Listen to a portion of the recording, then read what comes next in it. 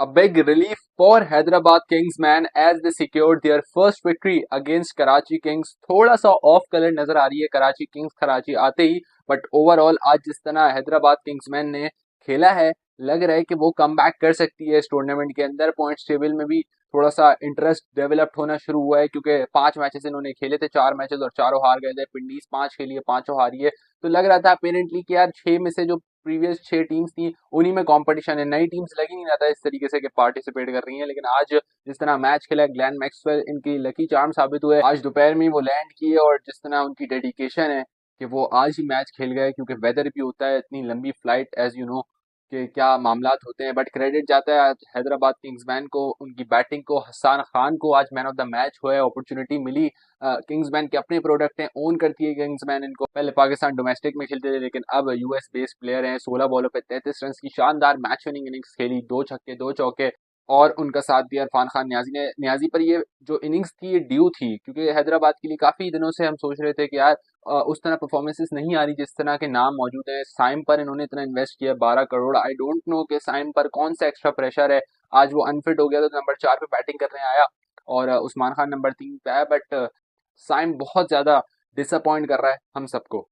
कराची की बैटिंग की जाए, 7 बेग वॉज एक्सेप्शनली फैंटास्टिक। आज डेविड वार्नर को बैक पेन था और उन्होंने रेस्ट का फैसला किया। रिजा एंडेक्स उनकी जगह खेले, कंडीशंस का नहीं पता था उनको, इस तरीके से यूटिलाइज नहीं कर सके और जल्दी आउट हो गए। मोहम्मद वसीम ने 25 रन किए। Salman Ali Agha was in a very very good mood, but Agha का जो एक इनिंग्स ड्यू है ना, जो हम चाह रहे हैं यार 70-80 की बड़ी इनिंग्स आए, क्योंकि before the T20 world cup और अब तक उस तरह आगा की परफॉर्मेंस नहीं आई जिस कैलिबर का वो प्लेयर है। बस वो आखिरी ऑस्ट्रेलिया वाली सीरीज में उसने रन किए थे।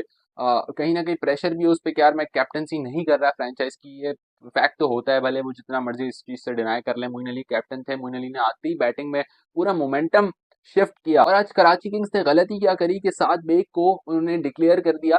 ठीक है, फ्रेंचाइज क्रिकेट में राइट होता है ये कि आप किसी भी प्लेयर को डिक्लेयर करते हैं और एक स्ट्राइकर भेजते हैं, विच इज एब्सोल्युटली फाइन। लेकिन उसका कॉन्फिडेंस कितना डाउन हुआ होगा, क्योंकि उसने आपको कोलैप्स से एक तो बाहर निकाला, एक अच्छे नोट पे लेके गया। जो मोइन अली को कंपनी चाहिए थी वो उसने प्रोवाइड करी, और एकदम से उसने अपना 50 भी जो कंप्लीट किया वो 4 मार के किया। तो मुझे ऐसा लगता है कि भले ही उनका राइट है, 7 बेग भी इससे हर्ट नहीं हुआ होगा, लेकिन कहीं ना कहीं उसके माइंड में ना एक रिट्रीव जरूर होगी कि यार डाउट होगा कि यार मैं इतनी अच्छी इनिंग्स खेला और आखिरी ओवर अगर खेल लेता तो इससे बेहतर फिनिश कर सकता था, क्योंकि 7 बॉलों पे 4 रन आए आखिरी के। कराची ने 189 का टारगेट सेट किया हैदराबाद के लिए, और हैदराबाद ने दिखाया है कि कहीं ना कहीं मौजूद है थोड़ी बहुत क्रिकेट उनकी फ्रेंचाइज में। थोड़े अच्छे चेंजेस भी किए हैं, आकिफ जावेद को लेकर आए, हमाद आजम आज बैठे हैं। कराची की थोड़ी प्लेइंग 11 ऑफ कलर नजर आ रही है। वैसे हम लोग लाइव स्ट्रीम में ये बात करते हैं, लाइव स्ट्रीम में उस तरीके से रिस्पॉन्स नहीं है जैसे वीडियोज में होता है, बट लाइव स्ट्रीम मैंने शुरू की है तो उसको मैं रोकूंगा नहीं। आज मैं कुछ मसरूफियात की वजह से कराची किंग्स से मैच में नहीं कर सका, तो इस वजह से ये पॉइंट आपके सामने रखना था कि उनकी प्लेइंग 11 थोड़ी ऑफ कलर है। आज मीर हमजा को रेस्ट दिया था, एहसान उल्लाह को लेकर आए थे, लग नहीं रहा था एहसान उल्लाह जिस तरह बातें कर रहा था कि उसकी तैयारी भी उतनी है। एडम जैम्पा भी एक अलग शेप में कराची आती है, पता नहीं क्या हो गया। हालांकि मैं एक्सपेक्ट कर रहा था कि इन कंडीशंस में एडम जैम्पा अनप्लेएबल होगा, बट होपफुली नेक्स्ट मैचेस में कराची किंग्स को हम देखेंगे। 16 अप्रैल को अब कराची खेलेगा इस्लामाबाद यूनाइटेड से। इसके अलावा जो बैटिंग में डेविड वार्नर भी वापस आ जाएंगे तो काफी कुछ स्टेबिलिटी देखने को हमें मिलेगी। मुझे ऐसा लगता है आजम पे भी एक इनिंग कहीं ना कहीं ड्यू है, क्योंकि जो रिक्वायरमेंट है ना कराची के विकेट पर, यहाँ पर आपको थोड़ा सा डीप लेके जाना है। एक दो बैटर्स ऐसे चाहिए जो पार्टनरशिप को बिल्ड करे। सो कराची किंग्स पॉइंट्स टेबल की इस वक्त कुछ सूरत हाल ये है, नंबर 4 या 5 पे आई थिंक मूव कर गई है कराची किंग्स, मुझे एग्जैक्ट याद नहीं है, लेकिन आपके सामने दूसरी विंडो में शो हो रहा होगा। इसके अलावा हैदराबाद नंबर 7 पे है। पिंडीज के लिए भयानक PSL ये जा रहा है, और मुझे एक मैच में इन्विटेशन भी आया था पिंडीज का, थैंक गॉड कि मैं नहीं गया, मजबूरन सपोर्ट करना पड़ता। लेकिन रिजवान की हरकतें ऐसी है नहीं कि उनकी टीम को सपोर्ट भी किया जाए। मतलब उसको खुद दिख रहा है कि मेरा करियर खत्म हो रहा है T20 क्रिकेट में, तो अब्दुल्ला फजल को ओपन करवा दो यार, आप क्या हो जाएगा आपका। आप पाकिस्तान का अगर फ्यूचर देख रहे हो ना, आप कभी भी खुद ओपन करने नहीं आओगे। इतनी पैथेटिक परफॉर्मेंस के बाद भी वो ओपनिंग नहीं छोड़ा, कितना डर है इनके माइंड में। आज बाबर आजम लाहौर कलंदर्स वर्सेस पेशावर जल्मी, पेशावर ने ओवरऑल जो टीम वर्क है ना पेशावर का वो फैंटेस्टिक है। बाबर आजम अच्छी कप्तानी कर रहा है नो डाउट, लेकिन 107 का स्ट्राइक रेट, मतलब बाबर अपनी करियर के लास्ट स्टेज पर है, अभी तक इसको T20 क्रिकेट की समझ नहीं आई।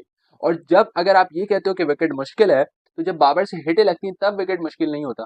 So it's all about your mindset. जब वो एंकर कर रहा होता है जो रिक्वायर्ड ही नहीं है, अगर हालांकि वो तेज खेलना चाहे वो तेज खेले। कुशल मेंडिस ने आके जो इनकी बैटिंग के अंदर स्टेबिलिटी दी है ना, उससे थोड़ा सा रन ये खींच लेते हैं कि लंबी इनिंग खेलता है वो, हारिस के तो रन आ ही नहीं रहे। ओवरऑल लाहौर कलंदर्स के लिए फखर जैसी बैठा, उसके बाद पता नहीं इन लोगों को क्या हो गया।